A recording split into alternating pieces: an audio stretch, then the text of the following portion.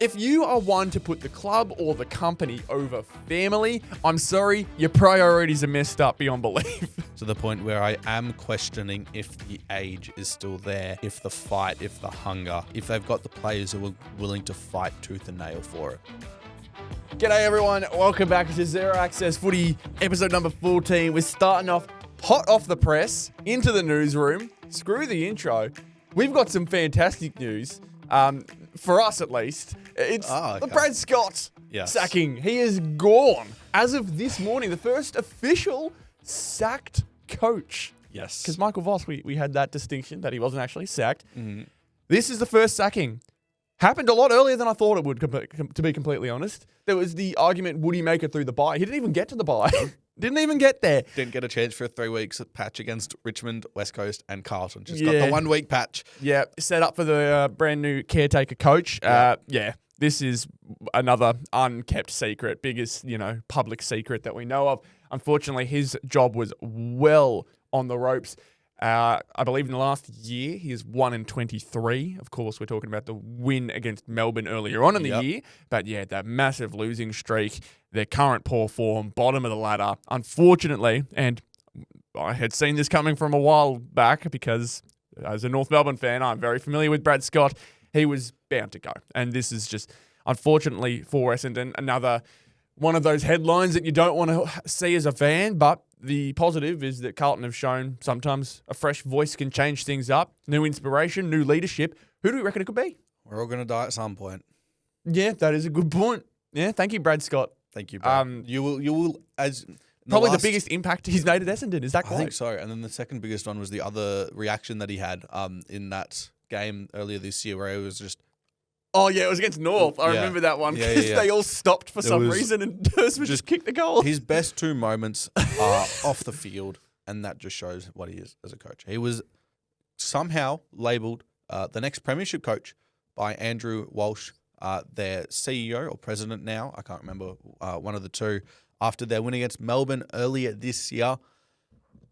Looking a bit foolish now, don't you think? Yeah, very much so. And that Melbourne win was very, very strange. I don't know how that happened. But for them, I guess, thank God they got it because they'd be on a massive streak if that win never happened either way. Brad Scott, you are done and dusted. There you go. There that's it the image is. we're talking Love about. that. Yeah, that's one of the highlights of the year, I think, for Brad Scott. Absolutely. But will it be the last coaching change, you reckon, this year? Who do you think else is on the hot seat at this point? Because Voss and Scott are now both already gone. They were kind of the two main ones for, the hot seat per se. I would have put my hand up for Clarko as one. I know that was on the hot seat. There was a lot of pressure on him to be performing early, and I feel like that win against Gold Coast, which we'll be talking about shortly, is very, very crucial to his stay at the Roos. But back to Essendon. Era over. The worst era under Brad Scott. Yeah, I mean, it's worse than when he was at North Melbourne. Yeah. And he was just never a good coach there. Like, let's be real. Earlier this last week, I think it was, or a couple of weeks ago, he said, the board knows this is, when they hired me, this is the direction they wanted to go. But then at the same time, in 2023, they recruited older people, experienced people. They brought players in, win. Yeah. They brought in Jade Gresham, who might be the worst footballer of all time. They brought in Ben Macca, who might be the second worst footballer of all time. They brought in Todd Goldstein, who was 36. And they did bring in Xavier Dersma, who was at that time seen as a pretty good player, but has not developed. And that's the big thing under Brad Scott. None of their young players have really had the chance, arguably for some, to develop. He's put trust in players that he probably shouldn't have, hasn't put trust in players who might have shown something, but he never gave them the chance. I think that was the big overarching theme with Essendon fans at the moment. They're just seeing things that didn't make sense. I want to put that one thing on the board as well because the idea with Essendon is it keeps coming back to this man, James Hird. He keeps getting brought back into it. From every moment that I've seen him in discussion about the Essendon job, he has said he's not interested. He doesn't want to contest it. That being said, though, he just keeps being brought up. And apparently there's people within the Essendon board who are really, really keen to go ahead and get him that coaching role again. I personally don't see how that is the change or the direction they want to go in. I don't see how they can think James Hird is the right option. I get that every single time they've sacked a coach, he is like the next up. So in the last, 3 or 4 coaches that they've sacked, he's been like the first name where it's like, okay, this guy's like Tim Watson came out on SEN today and said, yeah, I think they'll probably be looking at him. Get away from it, please. Like just no. How about you give someone new a change? Or someone within the coaching ranks already. Like, give someone potentially... I mean, Yeah. You'll get your interim coach and you think that they could potentially see some success in the short term based off of that. If they just let it flow, give them a fresh voice, make sure they understand that, hey, I'm not your main option maybe right now, but for you guys, I want to give you the option to play stress-free, play freely. And maybe for some people it'll be a bit tougher than others because Merritt clearly doesn't want to be there still. It's more the fact that I think... they need to give someone with a genuine urge and a genuine edge, someone who's thinking forward, like your Gian Syracuse's, who probably is tougher for Essendon than any other team because Gian Syracuse left these guys for Hawthorn not long ago, so maybe a bit of a tough one. But there's plenty of others in the ranks that are ready to go. Find maybe your next Stephen King. Give me one name. Off the top of my head, well, my thinking is, do you reckon they may go after... who's the Carlton interim coach right now? Josh Fraser. Josh Fraser. If Carlton don't take him, do you reckon Essendon maybe give him a look? I think they'll be going someone like Ken Hinkley, Adam Sims, and John Longmire. I think those are the 3 that they will be going. I think they want that more experienced I get the coach. experience side, but you could argue Brad Scott was experienced. Yeah, but he never did one any of those 3 did. Neither did Ken Hinkley. I mean, you could argue Adam Simpson. You could Adam argue, Simpson won a flag. Yeah, no, I know. That's what I'm saying. You could argue Adam Simpson and you could argue John Longmire for your guys with experience in winning premierships. But I don't know. I feel like someone who's still in the ranks is probably their best go. Maybe I'm too... Again, I'm not going to be one who actively seeks to make it. No, I want them to make the worst choice possible. I want them to hire Brad Scott again. If that is James Hird, go hire James Hird. You can have another drug scandal for all I care. No, it won't be another drug scandal, but at the same time, I don't think he's AI the scandal for this time. Mate, who knows? But time to move on to a very unfortunate timing. Yeah, so yesterday, of course, the news broke that Neale Daniher, his massive fight, 12 to 13 years, I believe, with MND, which is a crazy achievement in its own, but plenty of talk already in regards to how great he was, not just for the game itself and the impact he's left on Melbourne and Essendon, as well as the other teams he would coach, West Coast, I believe, being one of them, and I think it was Hawthorn too, I believe, his connection with Chris Fagan. Either way, the point being, Neale Daniher's work with Fight MND and the big freeze that has become a mainstay within the AFL has been... More than just the AFL. Fight MND has gone global. Yep. Like, it is the leading sort of... Research and funding for... Yeah, for MND in the entire world. So to just outgrow not just the game, but the country itself and to become global, it just shows the kind of character he was. Yep. And from all the discussions that I had listened to last night, all the research I did in regards to Neale Daniher's life, seeing and hearing that he seemed to be a bloke who just wanted to keep working, just keep going at it. It goes to show he was still going by, even as the disease took him over. So the fact that he's done as much as he did with the cards he was dealt is such a testament to the man. So for Neale Daniher, we'll be thinking of you. I imagine Fight MND and the big freeze this year will be massive for his sake, for his honour. Vale, Neale Daniher. It's a really, really tough one for all footy fans involved with that. So I wanted to give our condolences to the family if for some reason they do ever watch this, but more just the fact that we have a lot of respect for what he's done and are excited to celebrate Big Freeze this year. It's going to be good fun.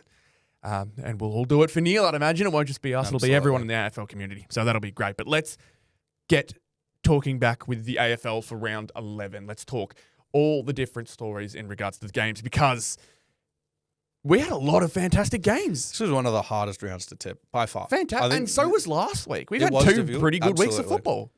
This was an awesome round of football. I loved this round. There were some surprising games, but you still had stuff to take out of it. Yep. And you never say, like, a team winning by 90, and you're just like, wow, there's a lot to take out of that.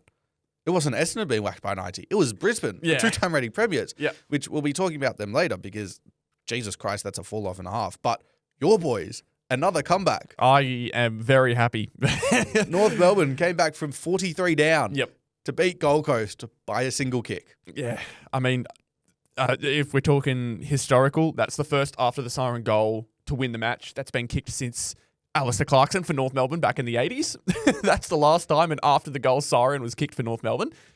Jesus. So, yeah, that's a bit of a crazy roundabout or full circle moment. But more the fact that I've been saying so many times, we need a scalp. I thought this wasn't going to be the game. I did have hope in them. Don't get me wrong. At Marvel Stadium, Gold Coast have struggled. Truly underperformed at Marvel Stadium before. But more the Damien fact Hardwick. but more the fact that I just thought North Melbourne should have had that scalp before this game. I thought Adelaide, they could have done it, but that awful second quarter really let them down. They had the Sydney game where they were down some players. The scalp could have been there. They missed that opportunity too. And when they were down by 40, I think because I didn't get to watch the game in full, I ended up, of course, watching the highlights because why wouldn't I? This team looked down and out by the third quarter, if I'm being completely honest. They did have their moments, like Schoenbarth kicking a couple goals did give me a little bit of hope, but they were still down by 20, and you just thought Gold Coast, they've already hit 85. It's going to be a really tough ask to see North Melbourne climb over the top of these guys. But my God, did they do it? Unbelievable stuff from all involved. Foss, 26 disposals. Probably the quietest 26 I've seen from Foss and from many North players. 12 in the last quarter, 6 score involvements in a quarter. Yeah.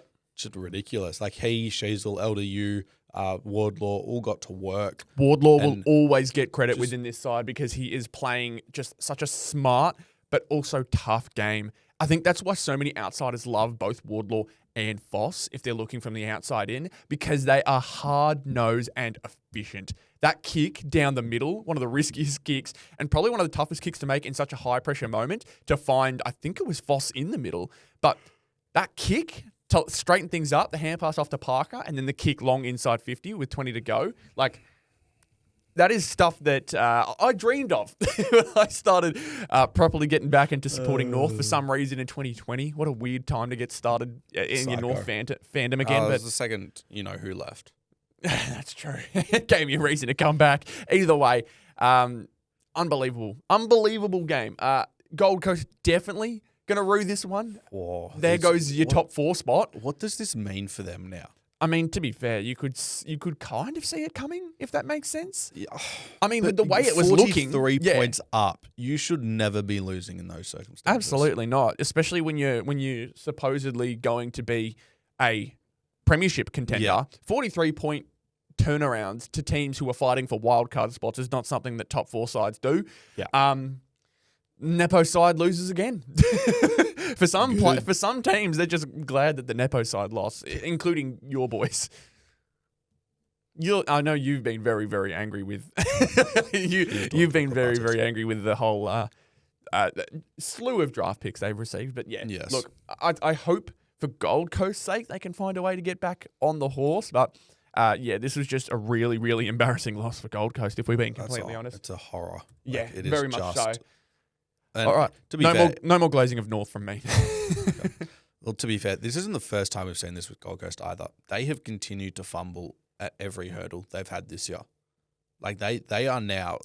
You thought the thing was that game they beat Geelong was when you thought, okay, these guys are legit. These guys are ready to go. But that clearly showed to be just a bit of a blip on the radar. They're not quite as meshed together as we thought they were. Yeah. It's for them to be that talented in the midfield and to get that demolished by your team, which is a younger midfield, I think is a bit poor on everyone there. And someone like Noah Anderson needs to not take a look at himself, but like, you're the captain of this team. This is now not the first time that they've had a performance like this. It's time to right the ship. Absolutely. It's time to right the ship. They need to make a couple fixes. He's a fairly young captain, but at the same time, we've seen what they're like at the peak of their powers. Yeah, Noah Anderson. He's just had a down year for what we expect from him, honestly. And maybe that's because he's surrounded by talent who's also doing similar roles. But look, there needs to be some serious looking on the inside for this Gold Coast side. Geelong versus Sydney, though, I wanted to watch this game and wanted to talk about this game in particular for the fact that, we had kind of seen this result coming, but the impact this has on the ladder now It's also, if you're keeping up with power rankings, your current power rankings were probably heavily affected with the result of this one. I'll give Sydney a lot of credit. They did better than I thought. I thought Geelong would really get off to a good start. Sydney I think they had the lead by the end of the first quarter. I think they were leading by quarter time, which was really, really impressive because, I was so sure that everything was going to go Geelong's way from start to finish. But they gave them a good fight to start. But, of course... Sydney were down by a point. They were down by a point. Okay, so they kept it close. What was the score? They were up by 4 points. They kicked a goal after the siren. There you go. Yeah, so they were leading. But mainly the point I bring that up is because, I thought Geelong were going to absolutely run through them to begin with. But, they showed that they have some tactics along the way, but Geelong just do what they do best and work their magic, understand where the problems are coming from. I couldn't exactly tell from the get-go what the change-up was, but I honestly think it was just sticking to their guns. Bailey Smith getting more involved too. He's been phenomenal. Yeah, I mean, what was it? He had 18 disposals in one of the quarters. I can't remember what one it was, but he was quiet in the first half and then dominated that third or fourth quarter with 18 disposals and I think a goal in the quarter. It's what he can do.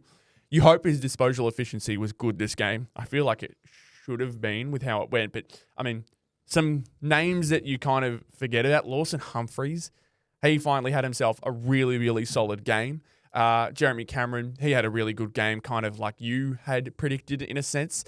If you want to remind people what you said last week. I said Geelong by 27 and Jezza to kick 5. He kicked 3, but... 3 and 20 is a very good result from him, to be honest. It is. It's a lot better than what you may think. But Brian Myers, even off of injury, still looks really solid. Connor O'Sullivan kicked his first goal in his career. That was an interesting moment too. Very big. But the Brodie Grundy matchup in terms of the rucks, he was very evidently the only key ruckman for this Sydney side. And you thought, this was going to be a game where he absolutely monstered anyone in the middle for Geelong, but not so much. He did have the most hit-outs for the game, but that was only by 9. Mitchell Edwards with 22. Sam De Koning had the 9. Blitzar's 5. Shannon Neale 3. All of that makes up for the 31 hit-outs that Brodie Grundy had. So overall, they managed to out-duel Brodie Grundy and had nowhere near the on-ball impact that we usually expect from Brodie Grundy this year. Just the 15 disposals, mostly kept to handballs, kind of like he usually does, but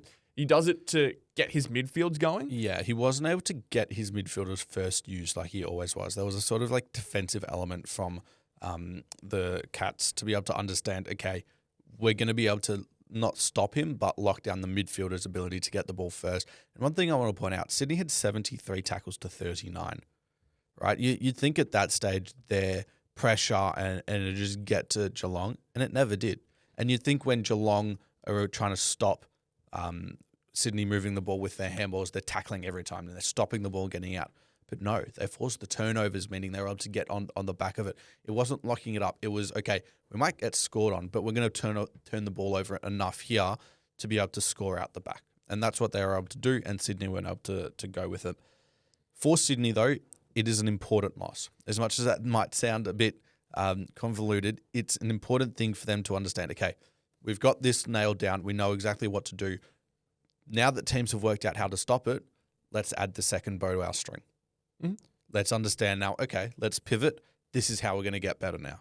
It's an important loss in the sense that how you bounce back from this is going to show how good of a team they really are. Yeah, very, very good point. It's a learning experience for these Swannies, and I think you put that really, really well. Good stuff.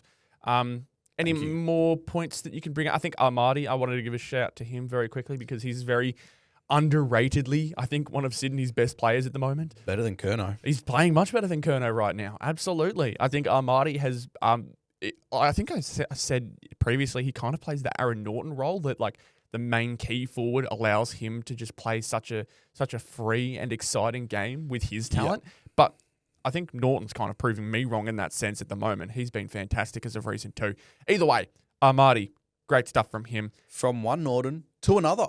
The Western Bulldogs win a nail-biter against the Demons in a fantastic game on a Sunday afternoon. They were throwing punches both back and forth. This was fantastic to watch live. I'm so glad I got to watch this full game. 3:15 Sunday Melbourne. weren't able to get it done. Unbelievable. For the first time this year. Unbelievable. The Dogs do the impossible. And I was very much Dynasty over now for them? I was very much on the Demons train for this one. I really was. Not. I was the exact opposite. I'm very surprised. What made you think the Dogs are going to take it going into the game? I don't like the defense. So it was a kind of a vibe pick? It was a bit of like, okay, they're really good at the MCG, but in a more closed game at Marvel instead, the midfield of the Dogs really stood out to me as like, okay, this is a big thing. I was very much so like, I might change my tip if English wasn't there. I never ended up changing my tip, and he wasn't there, and it still worked. Yeah. Ed Richards, holy shit, is he a good footballer? Yeah, mate. I can't remember if he finished with this, but I think by the time he had kicked his third goal, which was pretty late in the fourth quarter, he was still going at 100% kicking efficiency. Like, he was that accurate with the ball. How many kicks did he have as well this game? I'm checking now. Yeah, give it a look. But, yeah, 22 kicks. 22 kicks going at, if not 100% disposal efficiency, very, very close. Yeah, he was just... No, he was 100%. Was he? I thought he was. Kicking efficiency? Kicking efficiency, maybe. This doesn't say. He was at 66.7% efficiency. I'd imagine that's disposal, not kicking efficiency. Disposals, yeah. I can't say kicking I remember hearing during the broadcast that he was still going at 100% kicking. Still going at 100% kicking. Okay. He was really, really good nonetheless. Artie Jones continues to be a nice surprise for these guys. Had a ripper game all over. I think his second goal was unbelievable. Snap, not from the boundary line, but very, very tough angle. And it landed perfectly to hit the goals. Aaron Norton I talked about before. He had just a really, really impactful game. And it goes to show why Norton is so beloved at the Dogs, even though sometimes he does feel a bit like second level to all the stars in this team. There's a reason he's so impactful. The second efforts that he would put up towards the back end of this game was honestly like a great leadership moment for him and led by example for the rest of the side. Those last 2 minutes, there was a 30-second period of play within 1 minute to 2 minutes to go where it was just back and forth. They were both fighting each other. And it's like, this is fantastic football. This is the hard-nosed, like quick-paced footy that we hoped to see with the rule changes, with the kind of caliber that these sides can play at, the fact that the game now loves the quick hand passes, but if you can put the pressure on, that can kind of negate it. It was just like watching two heavyweight title boxers going back and forth, but they're both teams in the middle of the pack at the moment. And Melbourne, not so much, but the Dogs, injury depleted, definitely could be up the top, but even their backups are putting up a fantastic fight. You just got to give credit to both these sides. Yeah, absolutely. It was just a game where like either team could have won it, and you're just like, what a game to watch. Like, it's just a brilliant game to watch. That's what it was. Yep. It was just awesome to watch. Yeah. So a lot of credit to both these sides for just entertaining us. But if we're talking individuals, the Bont continues to do his thing. I genuinely believe if it's not him, it's going to be Bailey Smith at the moment, who is Brownlow leader. Bont just continues to be the one guy that over and over again steps up enough for these guys. It was just good that they also had Richards finally impact the game. He's missed out on a few occasions to impact, as I believe he's just having a down year. Also, a few injuries made it rough for him. But Bont has been good. Riley Sanders continues just to rack up disposals. He's kind of just trying to provide those clean hands and those clean options to other players. He's growing his value for that Zach Butters trade. He very much is. Cozzy Pickett's still pretty good. Just couldn't hit the scoreboard like he would usually like to. Yep. And if we're talking ruck dominance from Max Gawn that we may have seen, a lot of hit-outs, but 18 disposals. Did have a really nice goal in there. I think he just had a solid game, but not a dominant game like you'd hope against a Rory Lobb, who's not their usual ruck. Other than that, though, just really like balanced performances from both sides. I don't remember like any poor performers. I'm looking here. Windsor was a little quieter than usual. I'm seeing Bailey Fritsch didn't put up an impact that I would have liked. No one else really that I can look at. There was no genuine standouts for the Demons, really. That's the thing I noticed. Like, it was a good overall performance, just they didn't have that individual star power to get it done when Ed Richards has 30 and 3. Yeah, I think he could be the difference maker for this one. So a lot of credit to him in this one. I just needed to talk about this one. This was such a good game to watch. So good. And if you watch it too, you'd know what I'm talking about. Let's go to the rest of the round, though. We'll have a quick look at everything else. that happened. Of course, we had the first game on the Thursday night, Hawthorn versus Adelaide at Tassie. That one was a very strange game, if I'm being completely honest. Got out to a big lead, the Crows, and then just fumbled to a Hawthorn win. Hawthorn doing the best at UTAS. Richmond Essendon, Dreamtime at the G. Nightmare at the G. A great night in general in terms of the impact. But, I mean, there's a reason Brad Scott is no longer coach. Good on Richmond, I guess, for fighting so hard. Them. Very glad I tipped them. Yeah, what did I go? Essendon by 1, and you went Richmond by 1. Yeah, I'll take the loss on that one. Freo beating St Kilda by 30 points. You got any quick comments on this one? Murphy Reid's a phenomenal player. Umpires don't know what they're doing. All right, fair enough. Sweet and sharp. Collingwood, West Coast, of course, while the scoreboard... I think I pushed myself down accidentally. Collingwood won by the magical Pendles number of 10 points. True, I didn't notice that. Yes. Yeah, I wonder why. Yeah. Legs rigged. Either way, fantastic fight from West Coast. Collingwood managed to just get it done. Yep. Jamie Elliott going down with an ACL, though, Really is hurts. just not what they need. Yep. Port Adelaide versus Carlton. Great performance from Carlton. Fantastic stuff from them. Of course, Kane Corn still had criticism for Harry Mackay. And funny enough... This dude cannot see anything past Port Adelaide. Yeah, I was going to say, I think he gave credit to Zach Butters for not getting involved with a fight. That was... Okay. Side tangent right now. Port Adelaide and Kane Corns must have something going on because he cannot just completely come out and criticise them. He's going at St Kilda now because they have a worse young core than Essendon, who just sacked their coach because their young core's being dog shit right now. I'm sorry. Get out of your head, Kane. Please shut up, Font. I'll talk about him a bit later. Yeah, Don't Brisbane we will be talking about significantly strongly because they have turned the corner in the worst way possible. All-time score record for the third quarter. Now held by the GWS Giants. 87 points. Unbelievable. Kicked their highest ever score, beat it by 3 points, and they did this on the reigning Premier's head. This is a putrid performance from Brisbane. Yep. GWS, Jake Stringer and Toby Green just some of the sort goals of they were kicking. Bang, bang, bang. And Jake Stringer still had 5 goals 4. Yeah. 5 goals 4. That's a Zach Bailey Grand Final performance. To be fair, some of the goals he were kicking were like deep in the pocket with options in the middle. And you're like... Yeah, but he was also kicking those goals at the same time. So like, he was yeah, unbelievable stuff. Unbelievable just all around normal from GWS. Yeah, what a way to restart your season, I guess. But that is the rest of the round. Round 11. Great stuff. Of course, we're going to go through Macca's Man and Donkey of the Week. Don't worry, the Donkey of the Week is a good one. Maybe a bit of low-hanging fruit and maybe a bit of a crap one, if we're being honest. But at the same time, I struggle to find Donkeys of the Week that aren't game-related. I could easily say Brisbane, but, I mean, they're playing the football. You've got to give them credit. Sagan. Man of the Week. Man of the Week is, of course... We're going to go through our honourable mentions first. No. I've got Jake Stringer, Phoenix Gothard, didn't talk about him, ripper game from him, Harry Sheasel, Bailey Smith, Darcy Parish, Tim Taranto, Nick Dacos. 1 vote. Okay, you don't care about any of that? Don't care about the HMs. All right, fair enough. First vote, Toby Green. Okay. Leadership was fantastic all day. The goals he was kicking were ridiculous. Of course, to lead them to such a crazy win is honestly worthy of a 3-vote pick, but I've kind of been a bit naughty with this week's picks, I'll be honest. 2, the second place, Max Holmes, I think stepped up big time. It was a full 4-quarter performance from the man who can sometimes be cast behind Bailey Smith a few times, and as good as Smith was in that quarter, Max Holmes was a consistent, fantastic player all night. Very, very, really, very, very well deserved in a game they really needed to win against Sydney. And I gave my 3 votes to LDU. Cheap shot. Donkey of the week. Bit of nepotism this week. Donkey what of the a week. photo. Donkey of the week. I'm going with Caroline Wilson and honourable mention Kane Corns, because not for his Port Adelaide stuff, but for a different thing.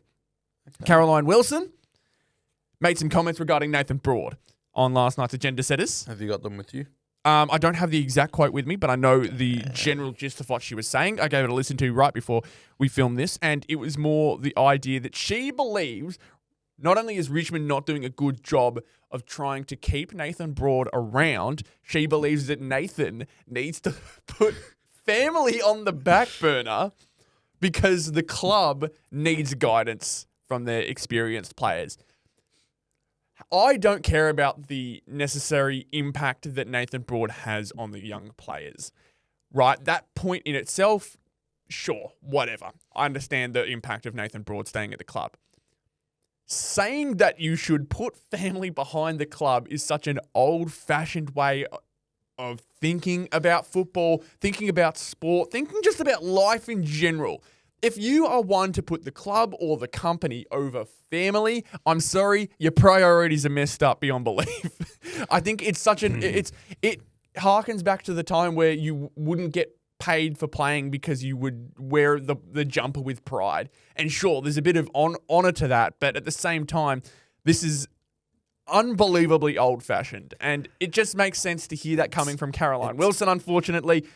I feel like this is just an attempt to stir something up. It's Caroline Wilson in Richmond. Yeah. I'm not going to listen to anything she says about Richmond. It's just a very, very strange shot to take. Whether it's a shot in her mind or not, I don't know. But just also, Nathan Broad's given everything to this club over the last 9 years. He's won. I'm pretty sure it was that's there for why I all can three understand flags. the idea of Richmond. Shut up. Why Richmond should fight to keep him around? Sure, I understand from that perspective. But Caroline made it very clear that the family aspect isn't enough to take him over. I think that's more than enough reason, and not that family is the specific reasoning for Zach Merritt, but the Zach Merritt scenario, Zach Merritt's that the should other tell scenario. you all you need to know about someone having to play out their contract or think of the club. Unfortunately, if you look at it from a real life perspective, if you are to work at a job that you hate and someone, your boss or the people who you work with in your miserable state come to you and say, you're not allowed to leave, you signed the contract, would you still work there? Would you still deal with the shit that you're copping? Any other workplace, no. For the AFL, because of the massive outreach, the massive fan base, all the people talking to you, the kids that support you, sure, maybe that'll convince people to stay and take the hit. But I just feel the idea of if a player wants to leave, it's very hard to convince them from that point to stay. There's positives that can come from it, but I don't see the reason there's positives with Nathan Broad staying. What are your Kane Corns honourable mention then? Kane Corns is a very honourable mention just because he had, in a similar vein to the Caro one, the idea that he had said he's worried that the AFL is becoming soft, which is such a like... Oh, is this on SEN about the flopping? With David King. No, he's spot on. With the flopping itself? Yeah, with the okay, flopping. with flopping, sure. But it's the idea of the AFL becoming soft because it is such a broad term. I hate the term soft because you could say... You're soft, mate. Yeah, you could say anything is soft if you don't like it. All right, whatever. I'm done with it now. Yes, I got you off it. Perfect. Either way, yeah, I'm just sick of the old-fashioned mentality. I really can't stand it. Sorry, I'm seeing some wild conversation happening. Either way, we're going to move on to our big picture topic, big picture debate, because we had teased it a little bit in the rest of round whip around the Brisbane fall off. They suck. They suck, just straight up. They sucked. I'll give you that. They were really, really poor in the game against GWS. That was really, really strange to watch. Just very, very opposite of what we would expect from Brisbane. Nearly lying down and dying in that third quarter once it started to get tough. What could this look like a couple months down from now? Like, I still see this team being a final side. I don't think anyone's saying that they are well and truly out of it now. But, I mean, we've seen this happen before. But do you think maybe this time it sees them fall short of the big dance? Listen, I'm listening. I want to preface this at the end, but we'll go with it now, given you just asked the question. I'm still bullish on them. Oh, yeah. They're still my flag tip. I know. I'm not jumping. I'm the furthest from jumping from this ship. It's hard to jump off the ship, to be fair. But I've given them excuses for the last couple of times. Oh, it's just a one-off. It's just a one-off. Oh, they'll be fine. This looked really bad. This looked significantly bad, and it has scared me a little bit to the point where I am questioning if the age is still there, if the fight, if the hunger, if they really do still want to, like, if they've got the players who are willing to fight tooth and nail for it. Yeah, well, I mean, if we're looking at Brisbane's injury list too, like Dan Annable, we were talking about how he's a fantastic little slot into, potential injuries. Yeah. He himself is injured and out for a couple of months. Yeah. Like, there is some very worrying scenarios going with that. Their forward line isn't firing as much as we thought they would be. I think Bailey has been decent. He's had some really good games at times. Cameron has been a level of consistently okay. He looked really good to start, slowly falling off in that sense, and was nowhere to be seen in that game against the Giants on the weekend. If I'm looking elsewhere, Logan Morris is still presenting and still doing his thing. Ty Gallup, who was their forward option last year, has been moved into the back line, and I don't want to say he's like struggling, but doesn't look comfortable in a sense back there. There's been times where he's been good back there, but this week was evidently not one of them. I'm definitely worried for these guys. I'm looking at other teams in the league. I think Freo very much have an argument to make that they can take their spot on the top or can take their spot in the grand final this year. Sydney are back into pretty decent form with an upgraded lineup. Geelong, we know how good Geelong are over and over again and would absolutely be hungry to get back there after how their season ended last year, and definitely wouldn't give Brisbane the light of day to try again. There's just too many options now for me to think Brisbane are a lock for the grand final, because that was my thinking throughout most of the year, even during the losses. These guys, you could almost always see a scenario where they make the grand final. Finals experience, grand final experience. They know what it's like to fight from behind. Every scenario you can think of that goes against them, they know how to turn it back around. But now you're also arguing, when does the hangover actually start to kick in? And was this the first sign of the premiership hangover? I'll tell you what, it's taken a while for it to come around, but it does come around eventually. It always hits you like it hits you like a truck. It always will. Hits you like a truck. So it's tough to answer, because you look at like a lot of their players, and you look at Neale, who's had a great year. You look at Will Ashcroft, who's taken a step statistically, but very clearly the impact isn't there. Hugh McCluggage has sort of struggled to get back into the form that we saw for the last couple of years. But like Zach Bailey's still having a really good year. Like Josh Dunkley's probably having his worst year in a little bit, but he's still doing what he needs to do and being that clearance winner. He's playing his role still. Logan Morris, Charlie Cameron, they're all having good years. Harris Andrews has been just as good as he always has. It was a bit rough on the weekend, to be fair. It was, but when there was so much coming at him, it's a bit hard. You're just like, what has gone wrong? Is it a system change? Is it a personnel issue? Is it a bit of a mental issue with the players? I think it's almost a mix of all of them. Yeah. When you consider, okay, maybe they don't want to chase defensively. Maybe they're not so tuned where everyone's completely set up in this structure and they're willing to put their head over the ball and win it every single time. Maybe your coach is just not dropping anyone, so you're a bit comfortable and you just know your position is going to be there no matter what, and that's something that he needs to change. Maybe with this handball movement, they're just not able to defend it anymore because it's just going straight over Harris Andrews' head. I could see something with all of it, but it's very clearly not just one thing, because if it was, they'd be able to change it. So I think for them, it's going to take a bit of soul searching. Yeah. It's got to be on the coach to say, I'm going to have to do something now. It's on the players to go, okay, it's not just we're safe. We've actually got to start doing the work again. And it's on everyone else around them to start going, okay, this is a collective. It's not just one person failing. It's our entire club. This needs to be a moment. This needs to be a sliding doors moment where they go, all right, evidently we're a bit off the pace. We're a bit off form right now. It's time to click in, because fighting from behind any year, despite the fact that they've managed to make this grand final 3 years in a row, from outside of top two, I believe, every single time. I can't remember if they had it in the previous year, but of course, we know the stories of their comeback against GWS in that previous season with Joe Daniher to win their first grand final. We know about last year how they looked a little strange to start. They kept consistent, but fired towards the very end. This needs to be their sliding doors moment of the year where they go, all right, we have just capitulated on the worst time, at the worst form.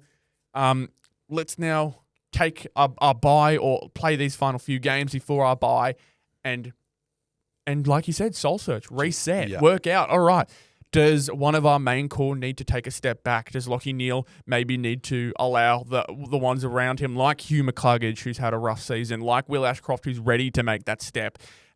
Does he need to take a step back for those blokes, give them the opportunity to rise? Or is it maybe the opposite way? They need to just fight harder.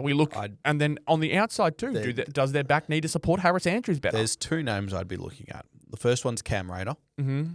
I'd be very much considering dropping him. And then the second one's Levi Ashcroft. I'd be dropping him as well. Levi did look very off the pace in this game against GWS, I'll be honest. Sometimes it is just too much for them. Like, he's played every single game so far to start his career, and he's just thinking, I can play however I feel, and I'll just still getting in. And then Cam Rayner's the other one, because how many times have we said, this needs to be his season. This needs to be his breakout year. And he just never does it. And you just feel like, he'll coast. And it's okay because he'll have a big moment here, but he's never able to do it consistently. Yeah. I'm looking at those two and I'm just like, okay, start with those two. It could be just get them out and then get them back in within a week. It might just be that simple, but it's got to start. Fair enough. Completely fair. That is Brisbane, though, for the moment. Brisbane, I mean, if there's, like you've said, if there's any team to prove us wrong, if there's any team to get back on the horse, it's these Brisbane Lions.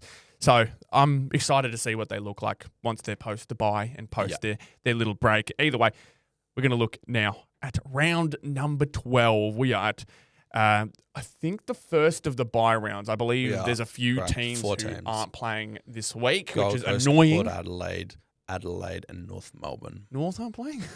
Right after that win. Are you joking me? Yes, you can't bring any momentum in. All right, whatever. Look, we've still got some football at the very least. Let's have a look at our first game. You can see out there, St Kilda versus Hawthorn.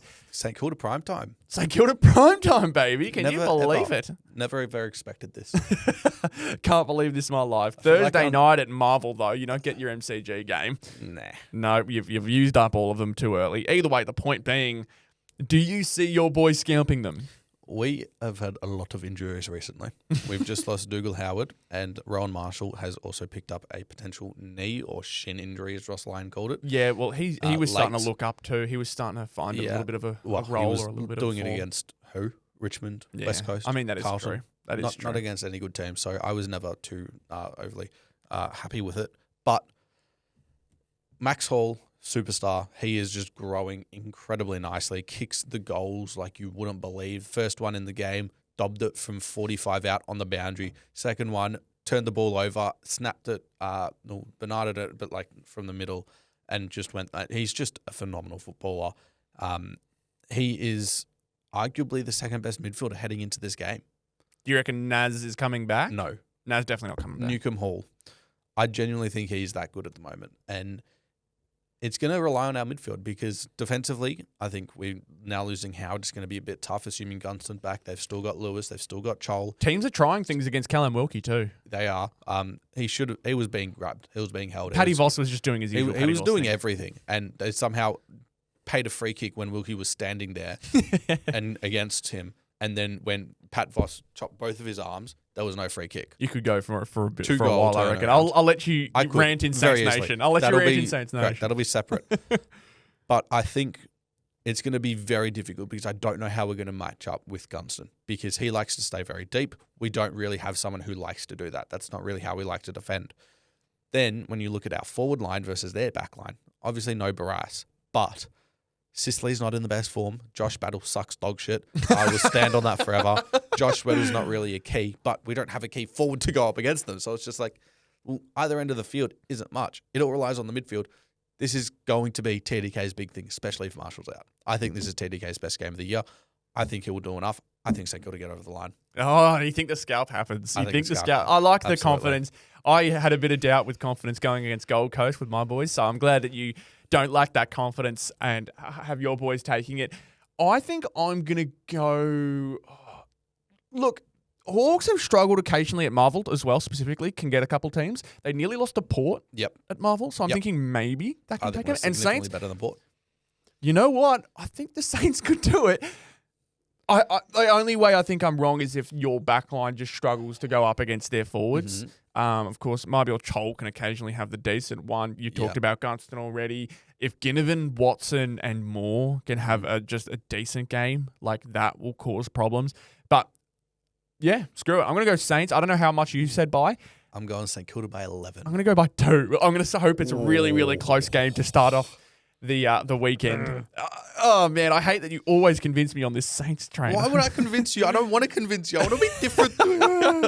Brisbane versus Fremantle. Now this is going to be really interesting. We were talking about how I think Freo could take Brisbane's spot as one of those upper echelon sides. This could be the perfect time to do it. The scalp at the Gabba. Is it a handing of the baton? Could you see it happening? I mean, Brisbane recently at the Gabba lost to Geelong. Of course, they've got their reasons as to why. I think they lost by 40. 30 or 40 points. It was bad. Fremantle, this is their moment.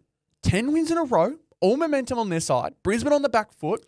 Can Brisbane fight hard enough to get themselves a win here? I hate that I've talked so much shit about them. And now I'm really tempted to tip them. To be fair, you did mention, the first thing you mentioned to start with was they are still my tip for the grand final. Yeah. You're still your pick. You still think the three-peat's happening. Yes. Is it time that Freo lose a game? That's what I'm thinking. Is it too much now for Fremantle? And is this just the perfect platform for Brisbane to go up and whack them? I don't know. I really don't know. Midfields are both really well matched. Freo's back line could definitely outplay the Brisbane forward line's form at the moment. In terms of matchups, I can't think of an outlier in terms of, poor against Fremantle. And then forward line. This is hurting me. You've got multiple options. Tracy, who's been phenomenal. I think, the more I'm thinking about it, I think this is Freo. I think this is Freo by 22. I think this is going to be a game where Tracy just needs to do the thing he's been doing every single game at the moment, which has been leading up the field and allowing the opportunities for Jai Amos to have I think he's their leading goal kicker right now. Could be. He has had a pretty good season, pretty under the radar season. Same goes with Paddy Voss. He hasn't been so impactful on the scoreboard, and he's had a few moments catch up to him. Perfectly. But I think he's starting to get that shell hardened, or that really hardened casing in a sense around him, in the sense that he is becoming more of a professional footballer. I know it's a bit of a jumble of words there, but I'm sticking fat. I'm going Brisbane by 15. Go for it. Absolutely go for it. But I think more the sense, I think Paddy Voss is getting to that point where you can see the professionalism just hit him a little more. He's playing a bit more with his head rather than letting the emotions of the game get to him. Playing a lot with his arms on the weekend, I can promise you that. Yeah, I understand that. But I think this is a really good opportunity to see that Freo, number one power ranking too. I've been thinking a lot about my power rankings as of recently. If they can beat Brisbane, I may give it to him. We'll go last game, however, Bulldogs versus Collingwood. This is a 9th versus 10th matchup, so the last two teams in the wildcard. Yeah. Bulldogs, very impressive win. Collingwood, even more depleted, but of course with the star power that we've come to understand and know of so well.